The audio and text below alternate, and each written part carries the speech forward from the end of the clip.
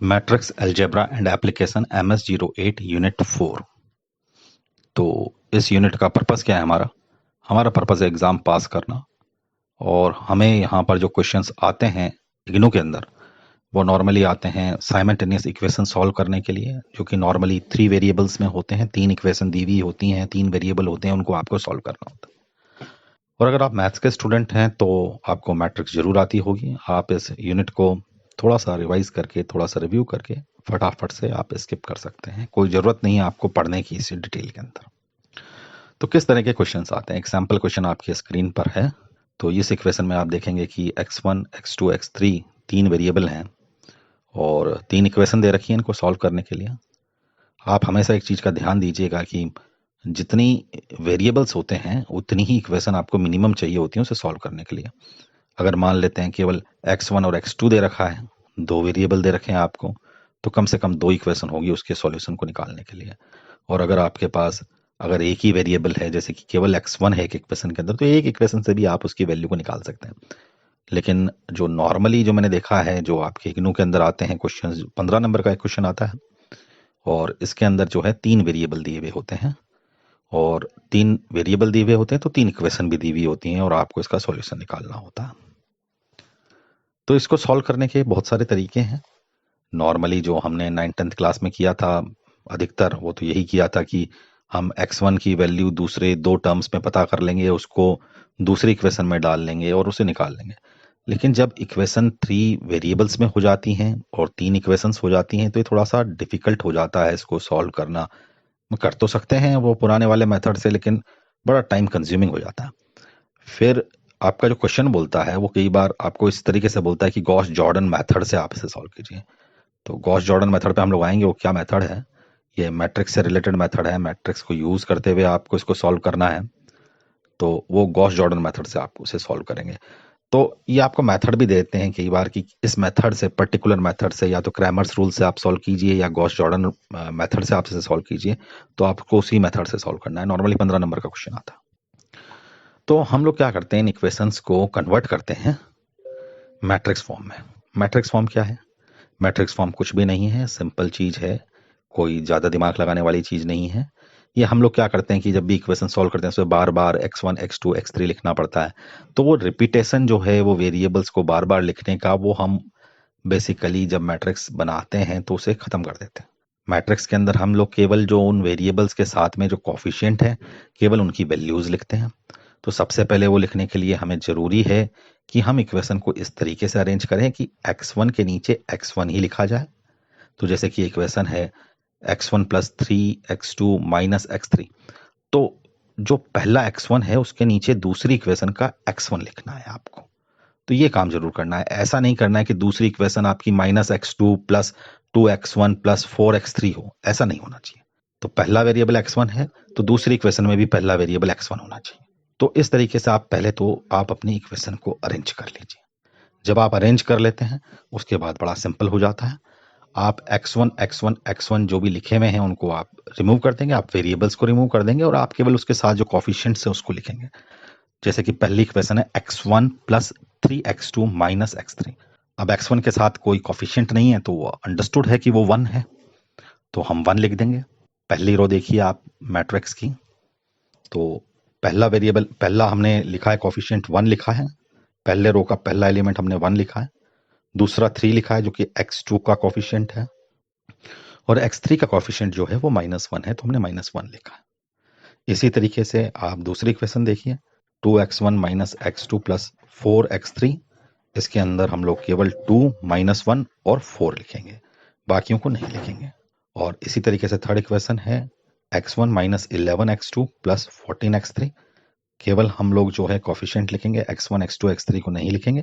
तो 1 - 11 14। तो ये एक मैट्रिक्स बन गई है। मैट्रिक्स को हम लोग नॉर्मली कॉलम एंड रोज के हिसाब से हम लोग रिप्रेजेंट करते हैं, हम लोग उसको उसी नाम से जानते हैं। तो हमेशा जब भी हम बात करेंगे तो हम हमेशा बोलेंगे रोज एंड कॉलम। तो पहले आती है रो फिर कॉलम, ठीक है ना। तो इसके अंदर रोज कौन सी हैं? रोज हैं 1 3 -1, ये पहली रो है। दूसरी रो है 2 -1 + 4, ये दूसरी रो है। तीसरी रो है 1 - 11 + 14, ठीक है। अब कॉलम अगर हम देखें तो इसमें 3 कॉलम हैं। पहला कॉलम है 1 2 1, दूसरा कॉलम है 3 -1 -11 और तीसरा कॉलम है -1 +4 14। अब जो है हम लोग क्या करेंगे कि इसके आगे x1 x2 x3 की एक और मैट्रिक्स बना देंगे और इक्वल टू करके जो हमारा जो इक्वेशन का जो रिजल्ट है, जो राइट हैंड साइड का पोर्शन है, वो हम लिख देंगे। हमारे वाले केस में 0 0 0 है तो हम इसे 0 0 0 लिख देंगे। तो इस तरीके से हम लोग एक जो 3 इक्वेशन है, मतलब 3 वेरिएबल इक्वेशन जो हैं और 3 इक्वेशन हैं, उनको हम लोग जो है मैट्रिक्स में कन्वर्ट कर सकते हैं। तो पहला क्वेश्चन ये आता है कि हमने इसको इस तरीके से क्यों लिखा। तो उसको जानने के लिए हमें ये जानना बहुत जरूरी है कि मैट्रिक्स में मल्टीप्लिकेशन किस तरीके से होता। तो आइए हम देखते हैं सबसे पहले कि मैट्रिक्स में मल्टीप्लिकेशन कैसे होता। तो हमने मैट्रिक्स की बात करी थी रो एंड कॉलम से। तो हमेशा मैट्रिक्स के अंदर एक रो एक कॉलम से मल्टीप्लाई होती है। तो जब रो को कॉलम से मल्टीप्लाई करते हैं तो उसके करस्पॉन्डिंग एलिमेंट्स को करते हैं। जैसे कि यहाँ पर जो पहली रो है वो 1 3 -1 है और दूसरी मैट्रिक्स का जो कॉलम है, पहला कॉलम जो है, एक ही कॉलम है बेसिकली, पहला दूसरा की तो बात ही नहीं होती, यहाँ तो एक ही कॉलम है, वो है x1 x2 x3। तो 1 वाला जो है x1 से मल्टीप्लाई होगा, 3 वाला x2 से मल्टीप्लाई होगा और -1 वाला x3 से मल्टीप्लाई होगा। ठीक है, तो इस तरीके से x1 + 3x2 - x3 क्रिएट हो जाएगा, यानी कि हमारी पहली इक्वेशन क्रिएट हो जाएगी। तो मल्टीप्लिकेशन जो है हमेशा रो का होगा कॉलम के साथ और करस्पॉन्डिंग एलिमेंट्स का होगा। यहां तक मेरे ख्याल से आपको बात समझ में आ गई है। इसी वजह से मैंने जो है इन इक्वेशंस को इस फॉर्म में लिखा है। अब एक एग्जांपल लेते हैं मल्टीप्लिकेशन का। आपके सामने दो मैट्रिक्स हैं, मैट्रिक्स ए और मैट्रिक्स बी। अब मुझे इन दोनों को मल्टीप्लाई करना है। तो जैसा कि हमने बोला कि रो को कॉलम से मल्टीप्लाई करना है, तो पहली रो उठा लेंगे और पहला कॉलम उठा लेंगे। पहली रो है 0 2 3 और पहला कॉलम है 7 और 1। अब हमारी रिक्वायरमेंट थी कि करस्पॉन्डिंग एलिमेंट्स को मल्टीप्लाई करना है। यहाँ रो में तो हैं 3 एलिमेंट और कॉलम में है 2, तो ये भाई साहब मल्टीप्लाई नहीं हो सकता। 0 को मैं 7 से मल्टीप्लाई कर दूंगा, 2 को मैं 1 से कर दूंगा, तो 3 को किससे करूंगा। तो इस तरीके का मल्टीप्लिकेशन जो है वो पॉसिबल नहीं है। तो मैट्रिक्स में इस तरीके का मल्टीप्लिकेशन नहीं हो पाएगा। तो मल्टीप्लिकेशन के लिए क्या चीज जरूरी है?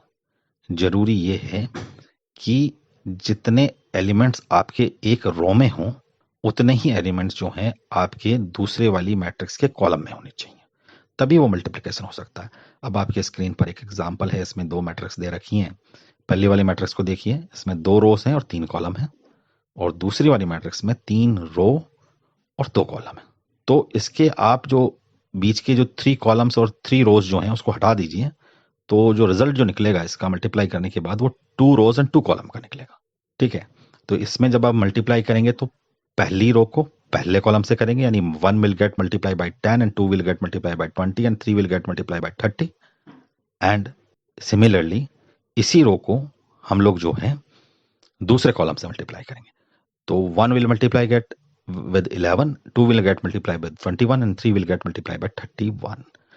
तो पहला जो एलिमेंट होगा हमारी 2 by 2 मैट्रिक्स का, वो होगा पहले कॉलम का मल्टीप्लिकेशन पहले कॉलम के साथ, और दूसरा एलिमेंट होगा पहले रो का एलिमेंट पहले रो का मल्टीप्लिकेशन दूसरे कॉलम के साथ।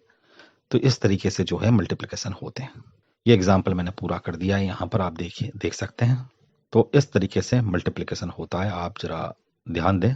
तो इसके अंदर जो हमारा रिजल्ट है वो 2 कॉलम का है, 2 रो का है। हमने जब पहला वाला मल्टीप्लाई किया था फर्स्ट रो को फर्स्ट कॉलम से, तो हम उसे एलिमेंट 1 1 बोल सकते हैं। एलिमेंट 1 1 मतलब रो 1 कॉलम 1। फिर जब हमने रो 1 को कॉलम 2 से मल्टीप्लाई किया तो हम बोल सकते हैं एलिमेंट 1 2। तो एलिमेंट 1 2 क्या हुआ? एलिमेंट 1 2 हुआ 1 multiply by 11, 2 multiply by 21 and 3 multiply by 31, और इन सबका सम। फिर हम रो 2 लेंगे और कॉलम 1 से मल्टीप्लाई करेंगे। ये एलिमेंट होगा एलिमेंट 2 1। तो ये होगा 4 multiply by 10, 5 multiply by 20 and 6 multiply by 30, और इन सबका सम। सिमिलरली जो है रो 2 को कॉलम 2 से मल्टीप्लाई करेंगे। तो ये जस्ट आपको समझाने के लिए है कि किस तरीके से मल्टीप्लिकेशन होता है। हमारा मेन पर्पस तो अभी भी वही है, साइमल्टेनियस इक्वेशन 3 वेरिएबल में 3 इक्वेशंस को सॉल्व करना, क्योंकि हमारा क्वेश्चन वही आने वाला है। 15 नंबर का क्वेश्चन आएगा और वही आएगा। तो हम पहले उनको सॉल्व करें उससे पहले हमें ये भी जान लेना बहुत ज़रूरी है कि जो इक्वेशन जो होती है, अगर उस किसी भी एक इक्वेशन, जैसे हमारी स्क्रीन पर एक इक्वेशन है 2x1 minus x2 plus 4x3 equal to 0, अगर किसी भी इक्वेशन को हम किसी भी आर्बिट्ररी नंबर से अगर मल्टीप्लाई कर दें, कंप्लीट लेफ्ट हैंड साइड को मल्टीप्लाई कर दें, राइट हैंड साइड को मल्टीप्लाई कर दें, तो इक्वेशन नहीं बदलती है, वो वही वही रहती है। जैसे कि यहाँ पर आप एग्जाम्पल में देख सकते हैं, मैंने इसे मल्टीप्लाई किया है 2 से, तो ये बन गया है 4x1 minus 2x2 plus 8x3 equal to 0। तो ये दोनों इक्वेशन एक ही हैं बेसिकली। हमने लेफ्ट हैंड साइड को भी 2 से मल्टीप्लाई कर दिया, राइट हैंड साइड को भी 2 से मल्टीप्लाई कर दिया, इक्वेशन में कोई बदलाव नहीं हुआ है। अब सिमिलर कंसेप्ट को हम अप्लाई करते हैं मैट्रिक्स के अंदर, क्योंकि हमने मैट्रिक्स के अंदर जो है, जो हमारी रोज हैं, कॉलम्स हैं, वो हमने इक्वेशन से ही तो लिए हैं। तो अगर हम किसी भी रो को किसी आर्बिट्ररी नंबर से मल्टीप्लाई करते हैं, तो it is equivalent to multiplying an equation with an arbitrary number. तो जैसे कि यहाँ पर हमारे पास एक मैट्रिक्स है जिसके एलिमेंट्स हैं 1 2 3 पहली रो में, दूसरी रो में 4 5 6। अगर मैं पहली रो के एलिमेंट्स को अगर मैं मल्टीप्लाई कर दूं 2 से, तो ये बन जाते हैं 2 4 6 4 5 6। तो पहली वाली मैट्रिक्स और दूसरी वाली मैट्रिक्स अगर मैं इक्वेशन सॉल्व कर रहा हूं तो ये दोनों सेम है, इनमें कोई फर्क नहीं है। अब आते हैं हम गॉस जॉर्डन मेथड पर। अब ये क्योंकि यूनिट थोड़ी सी लंबी होने वाली है, तो मैं इसको कुछ पार्ट्स में डिवाइड करके अपलोड करूंगा। तो अब तक के कंसेप्ट यहीं पे ख़त्म होते हैं मैट्रिक्स के।